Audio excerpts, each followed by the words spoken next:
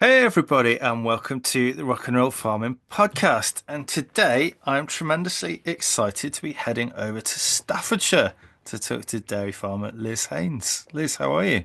Very good, thank you, Will.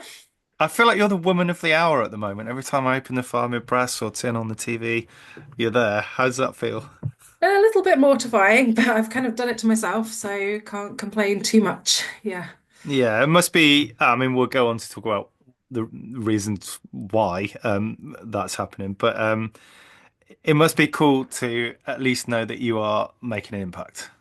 I think so, yeah.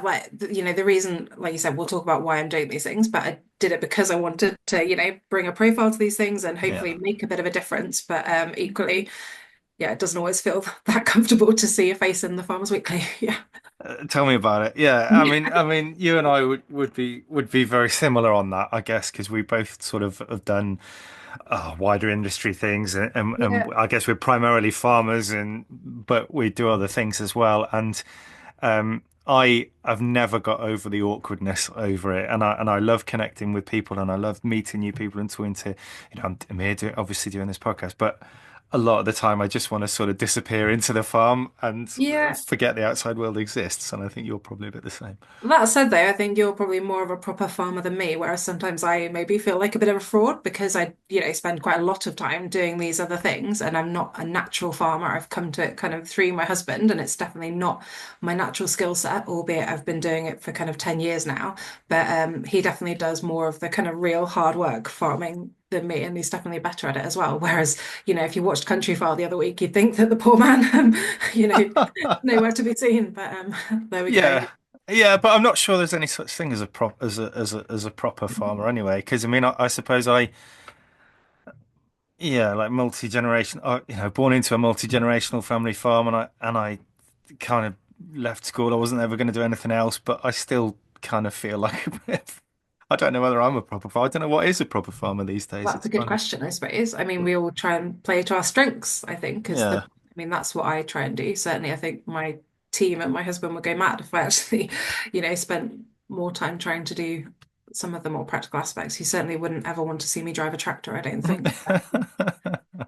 Yeah. yeah. All right. Tell me about the farm then.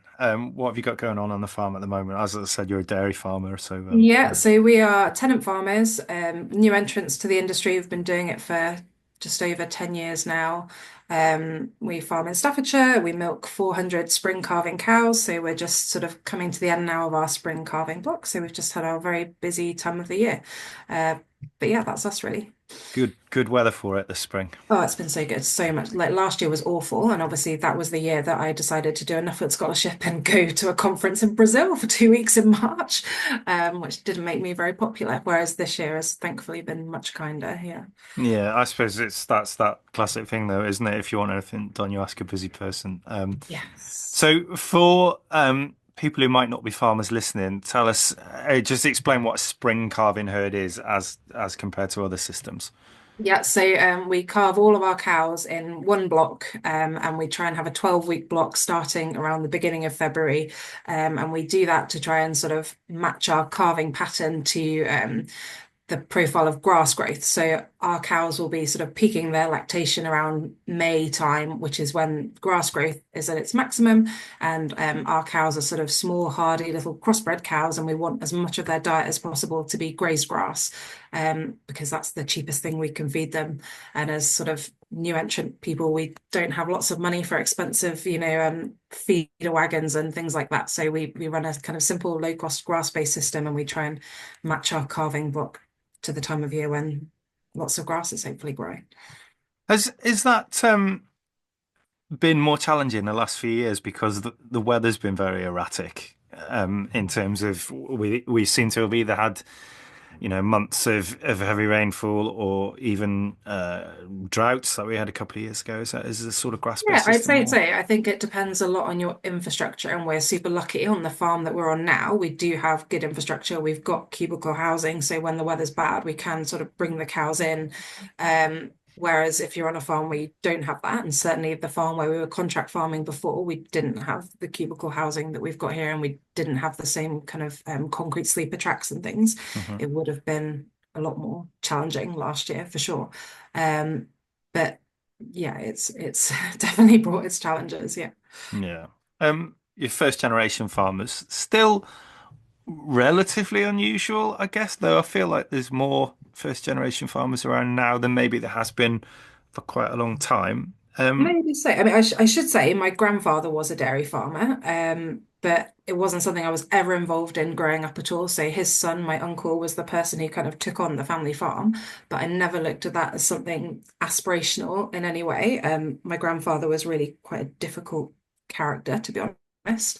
And we realize now that he's probably almost certainly autistic. That's something Mhm. I've kind of learned through this Nuffield process. And he didn't really have a great relationship with his son, and it was quite a stressful place to go and visit, to be honest. And I looked at Mhm. them sort of working around the clock and squabbling with each other, and it didn't really look like a very appealing career, to be honest. And so I wasn't involved in that at all growing up. Never imagined in a million years that I would end up doing it. And it's through my husband that I've come into farming, really. My degree is in English literature. I used to work in book publishing before I got into farming. Um, but I guess working in London, working in publishing, not being paid very much money at all, had to do lots of like unpaid internships and things before I could even get a job. And then kind of, I'm the kind of person who gets bored really quickly, which I now realize is kind of an ADHD trait. But I realized it was going to be like a long journey to kind of climb the career ladder in book publishing and, get to anywhere where you're actually going to earn any decent money or didn't seem like an opportunity to have my own business. And so when, met my husband and he was talking about dairy farming and he learned about the kind of New Zealand grass-based dairying system and share farming and things and the idea that we could have our own business together and grow that business and it would be a great kind of environment to bring up a family and to do our own thing that really appealed to me basically. And so that was kind of how I ended up doing it. Um, Probably not many people have maybe come the pathway that I have come, but we do know quite a few other kind of first generation Mm. farmers, I guess, through doing things like the Entrepreneurs in Dairying course with RABDF and HDB many moons ago, with, Mhm. quite a few people like that, and in grazing discussion groups. It certainly seems more common, probably, in the block carving world of dairy farming, I think. And I think that probably has something to do with the capital requirements. If you're going to go into farming, if you're going to run a high input system, the cows are more expensive. You need a lot more machinery, you need a lot more infrastructure, and it's just a much kind of higher bar to entry, really. Yeah. Whereas we started off effectively with a handful of calves that we sort of reared with our savings and grew from that, basically. Yeah. There are some advantages though, aren't there, to being a first generation farmer because you don't have that fixed mindset that maybe some family farms have, the Oh, kind yeah. of, we've always done it this way and there's multiple generations involved and it can be hard to Yeah. affect change and Oh, definitely. I mean, my uncle could never believe what we were doing. And sadly, he actually passed away before he ever got a chance to kind of come and visit us and mm, see our farming system. But he couldn't get his head around the fact that we were doing this kind of grass-based system and that, the cow's diet was predominantly grass and, maize. That's what you need to feed mm, dairy cows, maize. And I'm like, no, we don't grow any maize. We don't do that. And he couldn't get his head around it at all. So mhm. yeah, I can totally see that. Yeah. Yeah. And do you think that working in obviously a completely different industry like publishing in London, um, do you think though that the skills that you learned in that job and you must have learned a lot of people skills and do you think that's helped you with the farming? Yeah, I think so. I think, like you say, people skills are hugely important and the ability to kind of work with different people and just those kind of general life skills, to be honest, and like Mm, management skills and administrative skills and all of that stuff is probably some of the hardest things about, well, maybe not the hard, maybe they're harder for me actually, because I realize now that kind of admin and organization side of things is probably the thing that I struggle with most, and I kind of understand that about myself better now. And there's no doubt that the people side of farming is also brilliant. I love the fact that I've met so many different amazing people through the industry and we're super lucky we have a great team of people that work for us, but managing people is also a harder skill set to learn, I think. And maybe I did have the benefit, when you've come from an office background where you have had some training about that kind of thing. You've done management training or you've done kind of Mm, people skills workshops and you've interacted with an HR department and things, you do have a bit more of a mm. understanding of how the rest of the world sees that stuff compared to people that have only worked with family members, say, and haven't had that exposure. Yeah. Yeah, I often think that would have helped me a bit. I've had to sort of learn a lot of that stuff as I've gone on, but Yeah. leaving school so young to work on a family farm, yeah, I think it perhaps would have helped me to get that sort of outside experience a bit. Mm. But yeah. So tell me about you kind of made it sound quite easy getting it with the farm, but I know that you've kind of had a few challenges along the way, and it was you haven't just sort of got one farm instead that you've moved, and Yeah, tell me about so the well, I'll journey a little go bit. kind of back to the beginning. So my husband was working on a farm in Dorset after, was that before or after he came back from New Zealand? I think no, I think it was before he went to New Zealand. So after, I can't remember. Anyway, he was in Dorset, and that was the point at which I gave up my job in London and moved to Dorset. But he was just a herd manager there, and I went and lived there. And I actually went to work at the RNLI because I still needed a job. And that was the only place in Dorset that had a kind of big marketing department that I could find a job in. Really cool place to work at the RNLI. Even got to drive a lifeboat once. So Awesome. yeah, Was that is that recommend. in Weymouth? No, it's in Poole, so very Oh, Poole. close. Yeah, Okay. the Yeah, yeah. headquarters are in Poole. I like Dorset. It's a nice place. Yeah, I miss living in Dorset so much. Mm. Best place ever. But very thin soils was where we were Yeah. farming. Hard to grow Yes. lots of grass there. But we were there and we started off by buying calves with our kind of savings and rearing those alongside the herd where my husband was working, and trying to kind of build up a bit of a pool of capital basically. And I was going to evening classes at Kingston Morwood Agriculture College to learn about farm records and accounts because by Mhm. that time we had this idea that we wanted to kind of try and set up our own business. So I did that for a couple of years and then we got an opportunity to go contract farming up in Shropshire. And I'd never set foot in the county of Shropshire before, didn't really know anything about it, but we saw this advert and we went up there and had an interview and were lucky to get that opportunity. So we did that for 6 years. And I should explain, contract farming is almost a bit like a halfway house between being an employee and being a tenant. So we provided the service of running and managing the farm. We employed the staff ourselves. We owned the machinery on the farm and we owned a proportion of the herd of cows. And then the business would pay a rent to the farmer for the use of the land and for the infrastructure. And then both parties would take a return on the capital they had invested. So we had some capital in the machinery and our few cows. He had his capital in the kind of infrastructure on the farm and his larger share of the herd, and then we would split what was left. And so, that was a good way for us to progress and get going and build up some more capital, really. And we did that for 6 years, but it got to the point where we kind of gone as far as we could go with that, really. There wasn't an opportunity to expand it or for us to buy a bigger share of the business. So then we sort of looked at opportunities to move on, which was quite a hard thing to do in a way because we'd really put our kind of heart and soul into that farm like like you do at a farm isn't like Mm. another business, is it? It's not just like a building that you rent or something. It's much more than that, especially for my husband, really. Um, so it was hard to walk away from it in some ways, but equally we knew that we couldn't just kind of stay there forever. And Yeah. our children hadn't started school yet, so it was kind of like, well, we might as well move now, really, before the oldest one started school. And then we've come over to Staffordshire. So we've just hopped one county over and been lucky to get a tenancy here. We started off with two business partners who were people we knew through our discussion group. And then last year we bought them out. And so now it's just me and my husband. So yeah, How it's did you been a journey.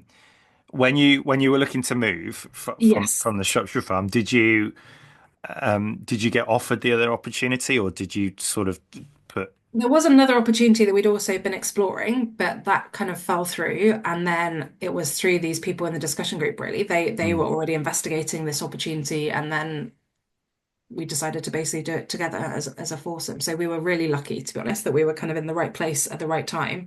And, we didn't have to do that process of, scouring the length and breadth of the country and going to open days of tenancies Yeah. and all of that kind of thing. So, in some ways, I feel like we've been very lucky, really. Yeah, and that sort of contract farming model, it's obviously very, very common in New Zealand. It is becoming more of more of a standard practice here, but Yeah. still relatively unusual. But I feel like, especially in dairy farming, there's such an opportunity there, isn't there? Maybe more so than in other sectors of farming. Yeah, I guess so. And I think it's come about really because of the challenges around labor on dairy farms. I Mm, think really to find, really good quality herd managers who want to kind of stay for the long term, you've got to give people some skin in the game, really, I think, to mm, make that attractive nowadays. So I think that's where it's come from. And again, I think it's more common in our kind of block carving side of the industry because of the lower amounts of capital kind of involved. Don't get me wrong, there's still significant amounts of capital tied up in even a block carving dairy system, but it's it's not as much as if you were sort of a all year round setup. mm. So yeah, Yeah. I've been to the Positive Farmers Conference in Cork in Ireland the last 2 years. yeah, Because I'm still probably a wannabe dairy farmer. I just don't like yeah. early mornings. But it's a brilliant conference. I don't know if you've ever been, but a lot of the presentations, it kind of runs through it, the sort of profitability aspect, but also the importance of family and having a life and mental health and Yeah. and finding balance. Do you find that the spring carving herd, you've obviously got a young family and a good team around you, but do you find that it helps with that, with the lifestyle It was aspect? supposed to. I mean, this was what was kind of like sold to me. My husband has worked in New Zealand for 18 months and been, I think that's probably where the mentality kind of first came from. So I have been to the Positive Farmers Mm. Conference, and Mike Murphy, one of the kind of Yeah, joint founders of it, hell of is a fella. actually Yeah, amazing guy. And we've been super lucky to have yeah. spent some time with him because the people that my husband worked for in New Zealand were actually business partners with Mike. And Ah, so okay. we met him in New Zealand and we visited him in Ireland and visited one of his son's farms and been very lucky to, Mm. spend a bit of time with him. And he does his amazing wealth creation course. We Yeah. haven't been able to do that, but we've, talked to him about it and been read some of the materials and the resources. And that was definitely something that appealed to us about spring carving was that kind of positive Mm. ethos, basically.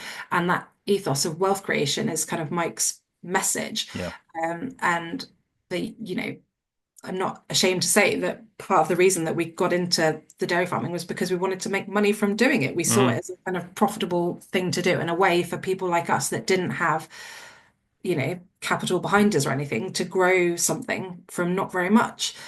The reality is more challenging than what it looks like on paper. I remember like years ago, Nick, my husband, entered an LIC competition where he had to like present a business plan, and he won this competition, and it was something about how over 10 years he was going to get to 1,000 cows, and your capital compounds by this much every year, and it looks great on paper, and we haven't actually achieved anything like that. But equally, we do now have our own tendency, that we're doing in our own right, and it's finding a balance really between being motivated by that positivity, but equally not comparing yourself to other people. And because what Mike has achieved is phenomenal. My goodness Yeah. me, the guy has got farms all over the world and amazing investments. But it's like being inspired by that, but equally being happy with what you've achieved in your personal life.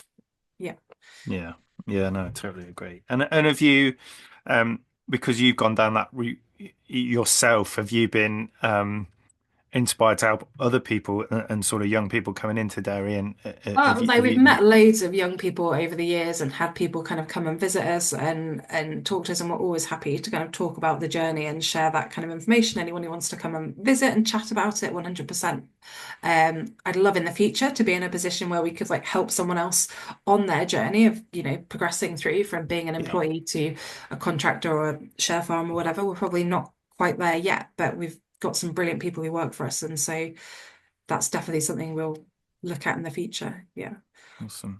So when did you start getting involved with wider farming industry, and what motivated you to do that? I guess it was becoming a sector council member with AHDB, which was about 6 years ago. So I've literally just finished my kind of 6 years with AHDB because you can do um, 2 3 year terms. And I did that because beforehand we'd been a kind of monitor farm or a host farm for the calf to calving program. So they had at that time farms sort of all over the UK that were tracking groups of calves from birth to calving over the kind of 2 year period, and like you'd weigh them, and then we'd have these quarterly meetings on the farm, and people from our kind of region would come to our farm, and there'd be a facilitated discussion, and we'd all compare our kind of stats on our calf weights, and that was just a really positive thing to be involved with. And I just thought, this is really good. And, farmer to farmer learning is so important. And so when a vacancy came up to join the sector council, I thought, this is a good thing to be involved with. And I think it's important for new entrants to be represented in organisations like the AHDB, and for women and for younger people and all those different things. So that was kind of why I wanted to do it.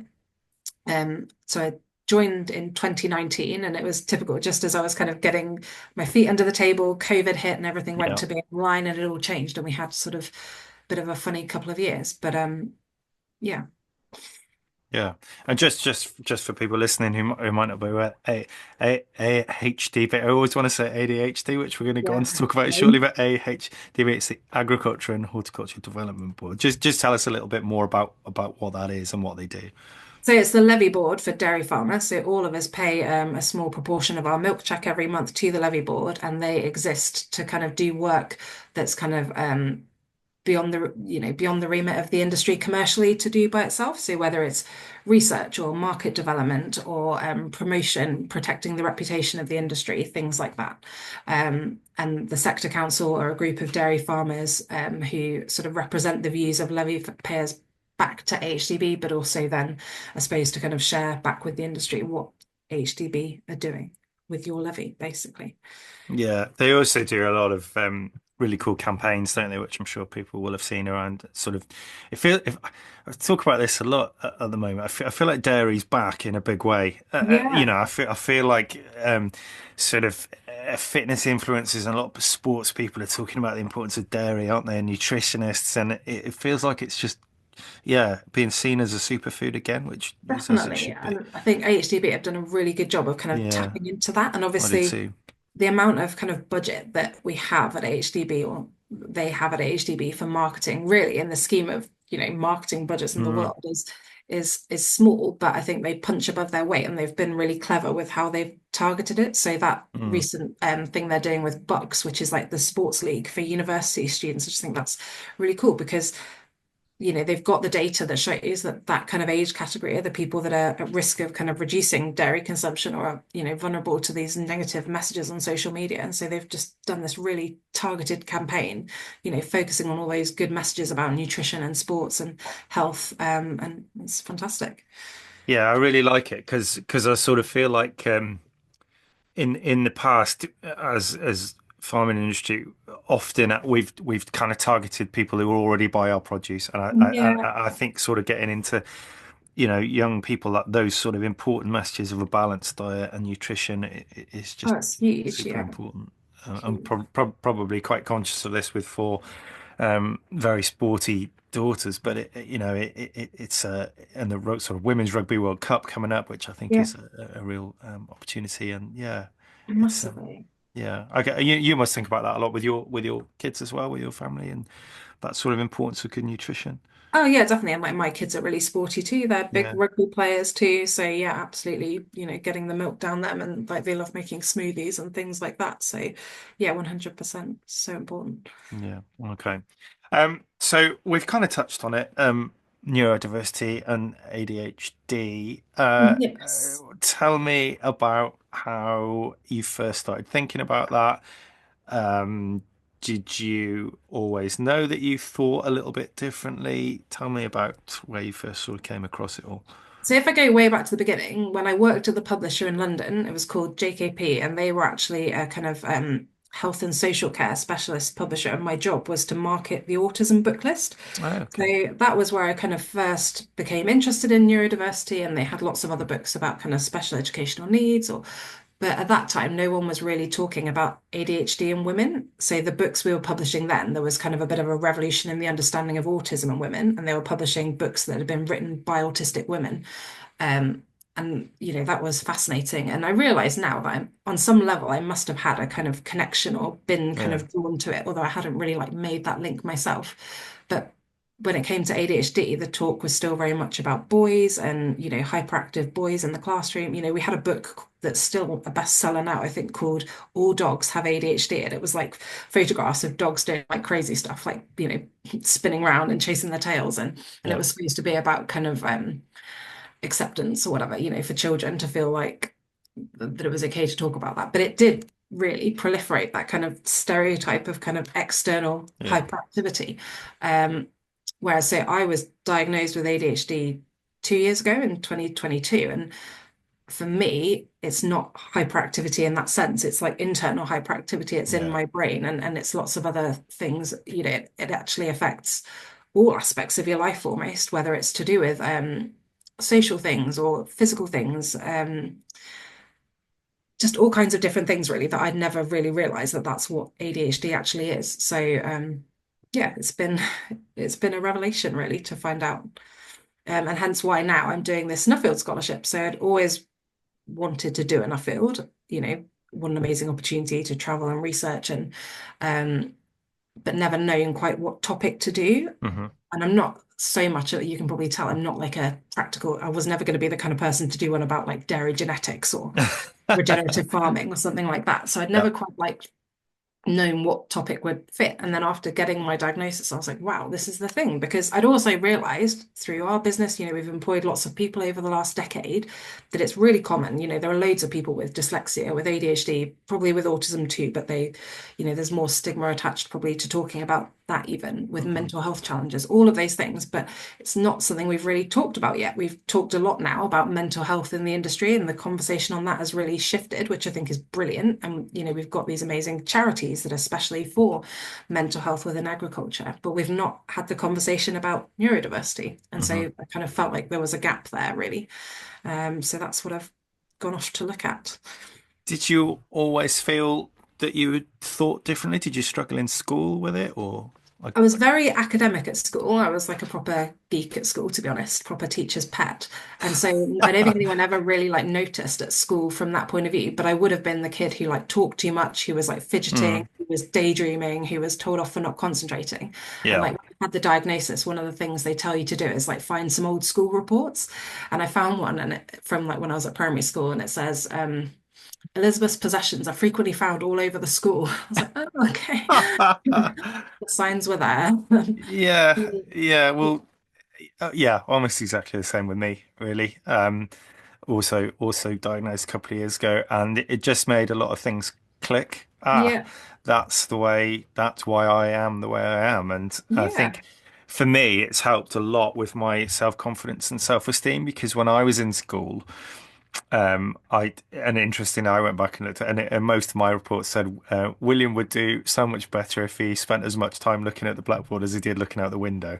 So, because I was just looking out the window daydreaming because I couldn't take in big chunks of information, and that went right there. Even at university, I couldn't. Lectures were almost impossible for me because after 5 minutes, I was just looking around. But practical tutorials, great, Yeah. but I still can't take in large chunks of information. And I think what's been good for me is that often people around me would get very frustrated with me because I couldn't, from what their point of view, I couldn't do basic stuff. Mm, And now I'm able to say, well, actually, this is the reason why. And then yes. that's made relationships better, I Yeah, think. And that's probably quite a common story, I I guess. think so. I mean, the thing about not being able to take in information in big chunks, I would definitely agree with that. I mean, my degree was in English literature, so I was having to read like vast amounts of information. Yeah. And even now I do that thing where you read a page and then you realize that you've not kind of taken in any of it Yeah. and to read it again. And like the way that I would cope with that was I would literally just write reams and reams of notes. I would be literally trying to like transcribe Mm, lectures. And I realize now that I just didn't have the ability to kind of like filter the information. I wasn't able to kind of pick the key points. I was trying to just like write down all of it. And that was quite overwhelming, mm, and I think it basically took me a lot longer to do things that other people could do quicker because I was having this extremely like manual way of trying to, you know, figure out, what the kind of key things were basically. And I did find uni really hard. And I had support while I was at uni in some ways, like from the mental health services at uni, and it was all like, oh, you're anxious. you're a perfectionist. And I mm, realized now it wasn't that, I was just overwhelmed. I was overwhelmed by this kind of like new environment and the kind of mm. social side of having to juggle, you know, being an adult effectively, in this new social environment and the kind of complex academic demands on you.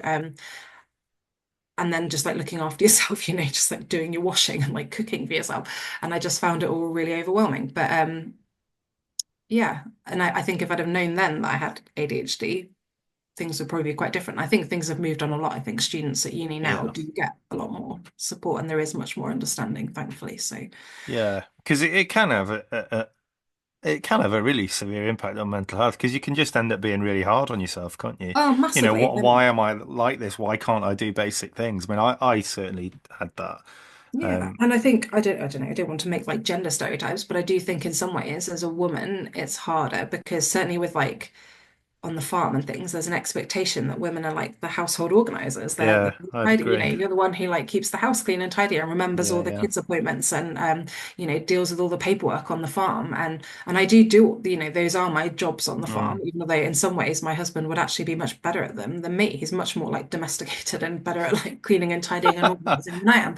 But the poor bloke can't like milk the cows and do all the feeding and do all of that as well. So it's fallen to me. But I realize now I spent a long time trying to kind of pretend that I was good at that stuff. And people that mm, don't know me very well assume that I'm this like, extremely organized person, but I'm not, basically. But yeah, that's okay. It's just not my skill set, and I'm working on it. And I'm, finding people to support with certain things or outsourcing certain things, and that's okay. So yeah, yeah. Because I mean, yes, and I would be exactly the same. But I think for me. Yeah, I'm rubbish with detail, and anyone. I mean, it was quite a thing actually. When I got my diagnosis, a lot of people just said, "Well, that's no surprise," yeah, and I was surprised how many people said that. yeah, But I'm rubbish with detail. Terrible. But what on the flip side of that, what I am good at is creative thinking, thinking yes, differently, yeah. there's a lot of good points to it as well, isn't there? Absolutely, absolutely. And what you tend to find as well is that when you can find like a supportive environment where that stuff can flow, the other stuff becomes less significant. If Mm, you spend your life trying to force yourself to do things that you're just not very good at, everything feels quite hard. Whereas yeah. if you do just accept I'm not very good at that and I need to get some help with that, and I'm going to spend my time doing the kind of creative big idea stuff that I am good at, Mm, everything feels better. yeah, for sure. And it is a thing, and I know you we'll go into the Farmers Weekly campaign in a minute, but I know my good friend Ben Taylor Davis, who's been a very sort of prominent farmer in the UK, especially in the regenerative agricultural scene, and Ben, by his own admittance, is probably on the spectrum with everything, and he's one of my best mates. It's exhilarating to be around. He's Yeah, kind of this like mad genius, but yeah, Ben talks a lot about how there's a lot of us in farming who are neurodiverse because historically it wouldn't obviously for hundreds of years it wouldn't have been recognized and they would have been seen as maybe the thick kid who yeah, would have stayed at home on the farm while then in inverted commas their brighter siblings went off and yeah. got professional careers and therefore there's a lot of us in farming, isn't there? Definitely. But equally, people are choosing farming, I think, or choosing to stay in farming because it then does kind of suit their skills and ways Yeah. of thinking and working. But, I've like chatted to a guy in America, Dr. Michael Rossman. He's written about the agrarian imperative, which is almost the kind of the reason why we have this like deep-rooted drive in us to farm. And there's some evidence that suggests that there's a higher prevalence of ADHD genes in farming, and it goes back to almost prehistoric times Mm, originally, and that kind of that need to be constantly alert and like looking out for predators and mm, different things like that, versus the farmer might actually be the one who needed to kind of sit patiently and wait for the crops to grow and tend things. But that's kind of flipped nowadays with the way that modern society is, and the farmers are actually the ones that have those ADHD genes potentially. mm, But I mean, yeah, with Farmers Weekly, we did the survey at the end of last year, which was the first time anyone had done a kind of nationwide scale survey on the prevalence of neurodiversity in agriculture, which I couldn't believe that no one had ever mm. really done that before. And one third of the respondents came back and said that they are identified as neurodivergent, which is like double the rate of the general population. So that's pretty massive. I mean, it was a self-selecting survey. There was about 1,700 respondents, and obviously you're more likely to answer a survey like that Mm. you think, oh, that applies to me, that's relevant to me. But nonetheless, I think those numbers are really striking, and it definitely warrants kind of further research, really. Yeah. So I think it's just yeah, I suppose you and I have just talked about what the good bits of us finding out about our ADHD diagnosis. So I guess it's, for young people going through that at the moment, and yeah, that survey is just gives people permission to say this is okay, doesn't it? Yeah.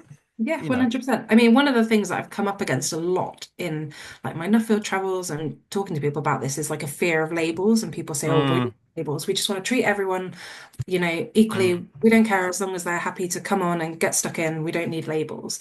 But I don't know. I think really that still comes from that kind of place of a bit of fear and stigma of labels. Whereas mm. like, for me, getting this label has enabled me to access loads of useful information that I wouldn't have otherwise had access to, and to meet other people who think like me. And that's been amazing, really.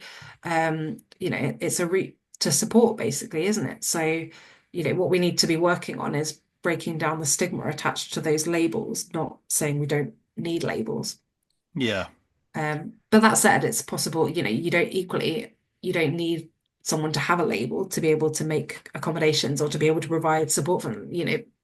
The Farmers Weekly campaign in my Nuffield isn't about saying we need loads more people to go out and get diagnosed. It's more about saying what are the different ways that people think and work, and how can we tailor our businesses and our environments to be accessible to as many different ways of thinking and working and learning as possible.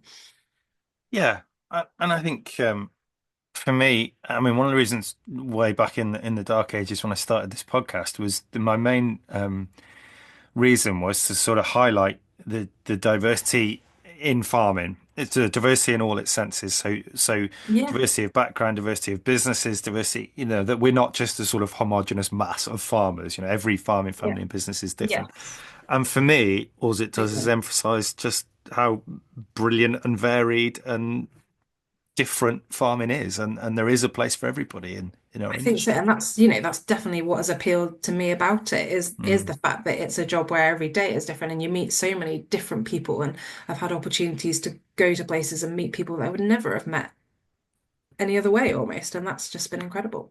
yeah. So tell me about your Nuffield. I've talked to a lot of Nuffielders on this podcast. Obviously because it's such an interesting thing you do.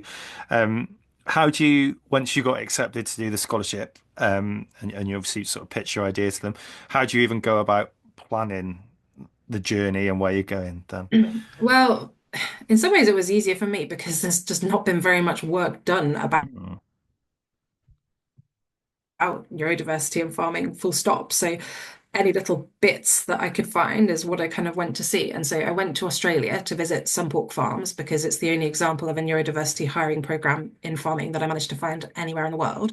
So, and people had said to me with Nuffield, try and like go to fewer places for longer and really immerse yourself. So I was like, right, well, if I'm going all the way to Australia, I might as well stay there for a bit. So I did 3 weeks in Australia, and I just started with some pork farms because I really wanted to see that program, and then just kind of built around that really. And I stayed, that's just outside of Brisbane. And so that's where I went, flew to Brisbane. And then I was lucky that there were some other Nuffield scholars that were going to be at a conference at Gold Coast, which is like hour or two south of Brisbane. So I kind of tied in with that. And yeah, just built it up around that. And then because it's been so hard to find farming businesses to talk to about this topic who are doing, lots of people have like an anecdote about, oh yeah, we had this person we employed, or yeah, my brother has this or whatever. mm. But to actually find like work programs has been hard. So I did visit some other like non-agricultural businesses basically around the Brisbane area, which was really interesting too. And then I flew on over to the USA. I mean, Australia and the USA, along with the UK, have probably been kind of like world leaders in research and the neurodiversity movement generally. So definitely knew that I wanted to go to the USA. So I started off in California and I went to Stanford University, which is the home of the Stanford Neurodiversity Project, which is kind of a famous project led by a guy called Dr. Fung, and it's about making workplaces inclusive and kind of they do research about neurodiversity. They do this workplace program to help businesses become sort of more inclusive. So spent a bit of time with Dr. Fung, which was very cool. I was super lucky to be able to meet Temple Grandin, which was kind of like a bucket list life thing that I've always wanted to do. Back when I worked at JKP was where I have first become aware of her. Hmm. She'd written some forewords to some of the books that we published, and I saw her speak at a conference back in 2010, I think, in Wales. Because she obviously, is a autism advocate as well as Yeah, her amazing animal handling work. So flew over to Colorado and managed to meet her at the university there for a day, which was just a like super cool experience. amazing. Um, and then, did some other visits in and around that. And then I ended in Florida and visited a car wash where they employ 80% autistic people, which was also a super cool experience. So yeah, really cool to be able to see some like non-agricultural stuff and see what we can bring back to agriculture, really. And I also did a trip to Ireland and a trip to Scotland as well. So Yeah, I guess it. Yeah, I suppose. Yeah, I suppose there is a lot to learn maybe from other industries that are maybe sort of a bit further ahead of yeah, us than this. think so. I mean, like it was the tech sector were the first ones to do kind of neurodiversity hiring programs, and that probably Mm, is partly because they're the ones with loads of money, but also because of that stereotype of autistic people and computer yeah, programming. Um, but then, Sunpork had like applied that model, but to the pig farm, and albeit they'd modified it, but very successfully. interesting.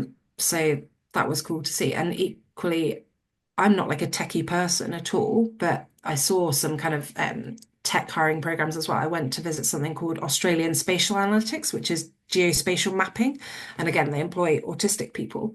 And I didn't realize until I went there, but quite a big proportion of their projects were agricultural, mapping like vineyards or watercourses or just fields. Mm, And they said those kind of visual projects were really good entry points for people that were just learning the skills because they're so visual and probably simpler than some of the more complex stuff they do, like mapping like energy networks or something.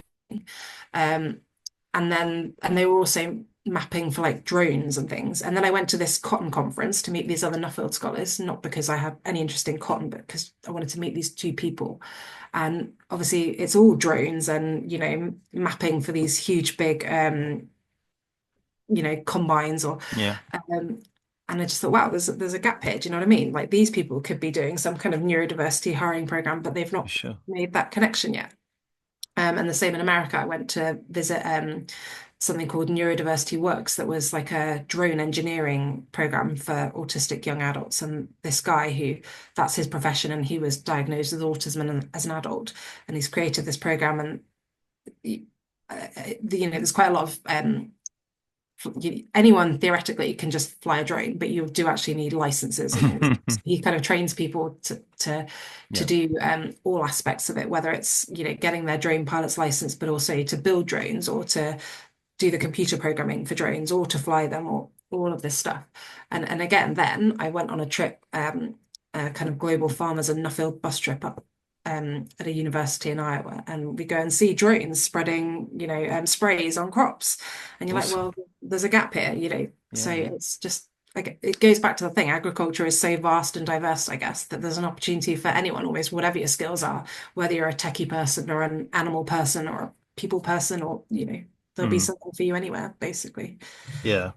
And I suppose it's a bit like if you compare it to sort of mental health advocacy and the way we talk about mental health now, it just that's transformed over the last decade, hasn't it? Now I think certainly in farming and I think wider society, we're all much more conscious of mental health and the Yeah, stig this maybe there is some people still feel that there's a stigma, but the majority of people talk pretty openly about it.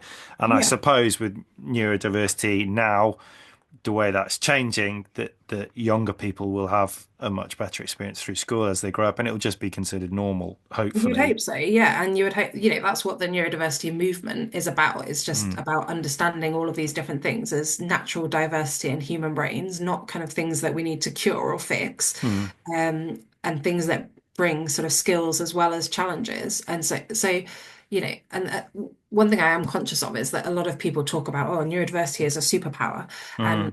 and that's great in a way, and I it was is going to true. ask you about that because, It brings, it brings yeah, brilliant skills, and it's wonderful that there are people like Temple Grandin who have got these mm, like savant skills almost, where mm, they're, like extreme outliers in their field because they're like geniuses almost, and that is related to their neurodivergence. But equally, there are people who are profoundly disabled by their mm, neurodivergence, or just people who really struggle because society isn't kind of set up for the way that their brain works. And so, it's both sides really. It's like understanding the challenges and helping people to access support for those things whilst recognizing the skills that they bring. And, with like neurodiversity hiring programs, it's a bit of an interesting thing because in some ways it could almost feel exploitative. Do you know what I mean? mm, Like we're gonna find these people that have got these kind of exceptional talents, or will only offer work to these people if they can, be amazing computer programmers, or mm. work at a level that's higher than the kind of neurotypical population. Whereas that shouldn't be what it's about at all. It's just about, creating opportunities and space for everyone, regardless of how they think and work. And yeah. Yeah, you do often see these things referred to as a superpower, and I might even have fallen into that trap myself previously, but recently I read something and someone had sort of highlighted why that was problematic, and it was, oh yeah, I can see it from I both kind sides, and a of, lot of people say it about themselves, and so I yeah, don't think it's necessarily wrong, but it's no, just kind of like understanding the whole picture, I guess. yeah, it just, yeah, depends what way you look at it, doesn't it? And for me, it's been incredibly um positive thing finding out, but it might not be for everybody, mightn't it? It might Mm, it might be difficult for some people. So it's, yeah. yeah, I guess it's just acknowledging that, isn't it? Mm, Yeah. 100%. Yeah. So when do you present the findings of your So scholarship? the Nuffield conference is in November this year. So right now I'm kind of working on writing up the report, which I think is due by the end of June. And I've also got to make a video, which I'll be honest, I'm much more nervous about making the video than writing the report. I think back along, scholars used to write a 10,000 word report, whereas now it's a 5,000 word report and a video, whereas I'd much rather just write 10,000 words and not do the video. But that's fine. That's the world we're in. So Mhm. do that and then yeah, present in November. Yeah. Well, I know you can present to the conference because you spoke at the Oxford Farming Conference in January Yeah, that was a about cool, scary about this, didn't experience. you? So Yeah, yeah. yeah. Did you enjoy that? Do you enjoy standing on stage and talking about these things, or are you like me? You kind of say yes and you think you'll enjoy it, and then you spend 6 months kind of thinking, why did I say yes to that? And I tend to say yes, think it'll be great, feel really good about it until about a week before, and then have like a week of kind of abject panic and terror, yeah, and then me do it, too. and then feel amazing. And then you do, generally it's a buzz, like standing up on a stage and talking to a big crowd of people, and when you hopefully get some nice feedback, that's really Mhm. positive too. But yeah, it's mixed, I would say. Yeah, and I think from certainly what I can see, people are quite eager. Your presentation's quite eagerly anticipated. I think people are really looking forward to seeing the findings. Yeah, Oh, so sorry, many, so sorry, many no. people say to me, like, I'm so interested to hear what you find out. And this has been the hardest thing, like on the Nuffield trip, even. Like, I've met people in both Australia and well, in all the countries that I visited, and everyone's like, wow, this is so interesting. We're really interested to hear what you find. And I'm like, yeah, but I need you to, but people just aren't really doing the work yet. Mm, Like I've visited kind of mental health charities, or like there's something in America called Agribility, which is like a charity that's to do with kind of physical disability, but also mental health within agriculture. And they have something similar in Australia called Ability Agriculture. yes. Yeah. Both of those organizations like really interested, Mm, kind of aware of neurodiversity, but not necessarily doing any kind of formal work about it yet. And that was what I found in a lot of places, really. There's kind of an awareness, but not moved to the next stage of kind of action, really. mm. Um, and so it'll be interesting to see where it kind of leads, really. And I hope that doing this work with Farmers Weekly as well will kind of give it a platform. And then I'm hoping that other people will kind of take the baton from here, and as an industry, we'll be able to move forward with it, really. Yeah. Yeah. I'm sure it'll be the catalyst for change. What's next for you, Liz? Because when you finish writing up the report and the video, are you just sort of wanting to concentrate on the farm for a bit, or have you got anything else coming up? Any other I exciting would opportunities like you're to, looking? to take after I've like done the kind of formal bit of Nuffield, I would like to try and take it forward as I feel like there could be space within the industry for some kind of like support group or Yeah. network for neurodivergent people, a bit like we have AgRespect for the LGBTQ community in farming. I feel like there could be space for something like that Hmm. for neurodivergent people. And, I've met lots of brilliant people and I didn't know about these people before I started doing this, but I'm like, wow, let's all like talk to each other. And every conversation I have with someone, it's like, wow, that's fascinating, or they've, done something interesting, or they know about something that would be helpful or useful. And so I feel like, bringing those people together could only be a positive thing, but we'll see how that kind of develops. And I'm conscious as well that I don't necessarily want to just do that by myself. I don't want it to be all about me, and other people will have different ideas of how that should Hmm. work and what would be beneficial to them.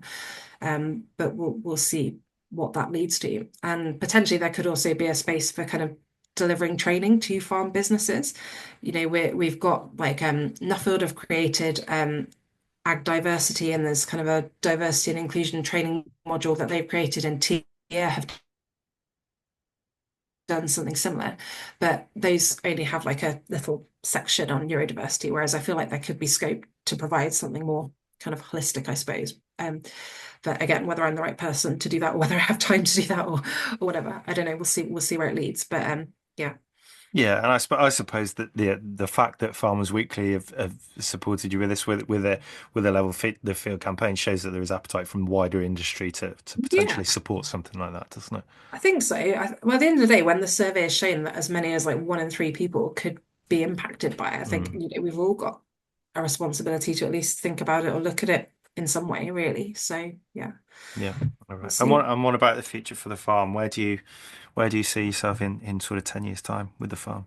It's good, it's that question, isn't it? When you're a tenant, your future in some ways is not entirely in Hmm. within your control. So, I'd like to think that we'll still be here, still kind of progressing and improving. We love where we are now. It's as much as we're both from the southwest, so we do miss being nearer to the sea, but it's a very kind of handy You location couldn't in the get any north. further from the sea now, I could know, you? In yeah, that's Staffordshire. pretty much the only downside, but it's a great spot, and we've got a brilliant discussion group network where we are. So we love having that network of other farmers around us, Hmm. and it's a great farm, and we've built a milking parlour there and different things like that. So we've set it up really for the long term. But so hopefully we'll continue with that. We've been there 5 years now, and that's not really a long time in farming. Sometimes it feels like a very long Yeah. time, and sometimes it feels like a short time. But there's still plenty of work to do with just improving the herd of cows and improving our KPIs and just improving our kind of technical performance. So yeah, just plenty more to do as you know how it is really. Me too. Are you? I don't want to. I'm deliberately sort of with these podcast interviews not getting into the kind of politics and negativity that's around at the moment. But are you optimistic about the future of farming? Do you still think it's a good place to be moving forward? I think you've got to take that mindset, haven't you? You can't Yeah. be any other way sucked into never negativity. And the truth Yeah. is, like, we just don't know, you can get into that mindset that, we're victims, but I think all you can do is just control the kind of controllable and focus Yeah. on what you're doing. And it's like you need to have an eye on the long term and the big picture, but equally you've just got to take each day and take the positives as they come almost. That's the only way that I can see to manage it really. Yeah, yeah, no, I agree. Control the controllables is a big thing for me. I Mm. really do. The last couple of years, I really do try to just focus on what I can control and I've try stopped and listening to Radio 4. I was a massive Radio 4 geek. Like every morning, it'd be the first thing I would do in the morning. And I mm, realized it was making me quite miserable, actually, like yeah. starting the day just listening to a barrage of news and saying I'm back Mm, on Radio 2. And it's a happier way to start the day, I think. I think it's finding whatever works, isn't it? Finding whatever works. 100%. Yeah. Yeah. Yeah. Okay. Um, I'm conscious that you are very, very busy, so we will begin to wrap it up with the traditional five hard-hitting questions to finish. So, as always, I think sometimes Okay. people wonder why I Okay. ask these questions, but it's the idea is again going back to that diversity that farmers, yes, farmers do have favourite songs and things like that. We're not a breed apart. We're just like everybody else. So there is a purpose to this question. So question one: what is the best gig you've ever been to? Back in 2019, me and my husband went to Prague to see the Foo Fighters, and that was a really, really cool gig. Oh, wow. Yeah. That's awesome. I think that's brilliant. Wow. Well, God, we that must had have been ticket. It awesome. was the year I think that Dave Grohl had like broken his leg, and we had tickets to see them somewhere in the UK. I can't even remember what it was, and then it was cancelled, or we couldn't go to the kind of rescheduled gig. And then somehow we saw these tickets in Prague, and like they weren't very expensive, and the flights were cheap. So we're like, oh, we'll just go to Prague. Really cool. Really cool. So And what then I is think the following year he did then come back to the UK, and we went to that as well. So, but awesome. no, it was a cool thing to Th- do. There is something about going abroad to a gig sometimes, isn't there? It's quite a unique experience. Oh yeah, it was so good. And just like a smaller venue than you would, seeing them at a stadium is a different experience, whereas it was a smaller venue and yeah, really cool. Awesome. Okay. What's the best piece of advice you've ever been given?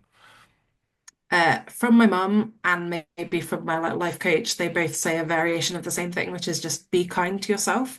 It's so easy to kind of get Mm, caught up in negative talk in your own head and it never helps basically. So that's something I try and tell myself a t- lot. Just be kind to yourself. Yeah. Totally agree. Interesting to know the answer to this. You being former working in publishing, but what is the best book you've ever read? Oh, best book I've ever read. I'm not really one in some ways for having favorites because I just like to read so many different things and then, change and move on all the time. Hmm. But maybe what would it be? Maybe Never Let Me Go by Kazuo Ishiguro. Have you come across that one? Or there was a film of it with Carey Mulligan in it. I It's haven't, but about I'm a writing group it of down. his books are always kind of like slightly dystopian and it's about a group of children that are basically their clones that are being harvested for their organs. Sounds Okay. really sinister. But it's really like hard-hitting emotional book. Um, yeah, I recommend. Okay, I've written it down. I'll check that out. If you could meet any historical figure, who would it be and why?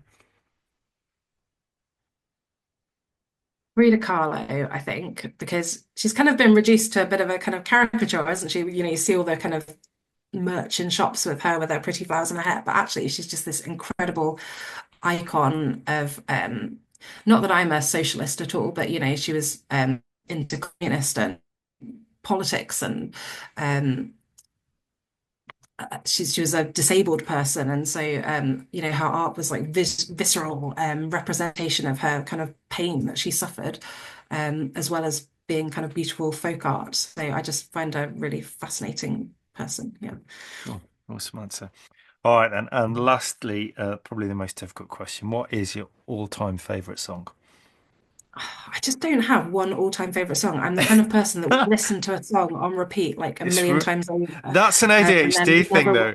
It is, yeah, Because I do exactly the same. My kid and I didn't realize this was an ADHD thing, but I read somewhere that it is, and yeah. I find a song and I will listen to it over and over and over and over. The kids laugh at me, but yeah, Yeah. then until So, I'm and I often sing as well. Do you do that? So when I'm do like lots of like long drives in the car to meetings and things.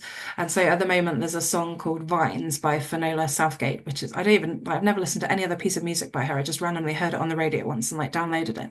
And so now I play that on repeat and like howl in my car. So yeah, so that's your current favorite. that's my current favorite. Yeah. Awesome. All right, Liz, it's been brilliant to speak to you. Well done for doing everything you do with highlighting neurodiversity. I think it'll have a massive impact on a lot of people, and yeah, you should be really proud of it. Thanks, Will. Really appreciate it. Thanks. And yeah, hopefully, I'm sure I'll bump into you somewhere in the summer. Will you be at Groundswell or anything like that? Any background song? Maybe. Maybe. Yeah, we'll see. I'll catch you somewhere anyway. Cool. All right. Thanks, Liz. And to everyone at home, thanks for listening and I hope to see you next time. I've been Will Evans. This has been Rock and Roll Farming. Thank you and good night.